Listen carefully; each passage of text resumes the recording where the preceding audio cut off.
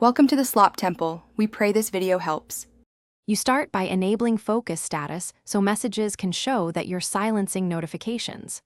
First, make sure your device is running iOS 15 or later.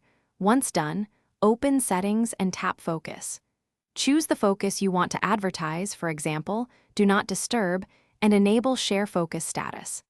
This tells the system to let people know you have notifications silenced. Make sure Messages is allowed by the focus, so the status can actually be shared with contacts. Next, adjust the focus rules so the status appears reliably. In the same focus screen, pick people and apps that can break through, add any contacts you want to still reach you. Then set a schedule or automation, time, location, or app triggered, so Do Not Disturb turns on when you need it. Make sure Messages is listed in Allowed apps when you want conversation previews, otherwise the app may hide status updates. These steps control how and when the Do Not Disturb label shows to others. Finally, verify the setup by having a contact send you an iMessage while your focus is active.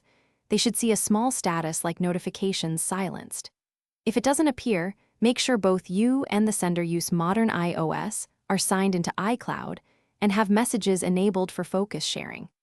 If problems persist, toggle Share Focus status off and on, restart your device, and check that the contact isn't blocked or excluded. One quick troubleshooting tip: restart both devices after changing. Thanks for watching. Consider subscribing if we helped you.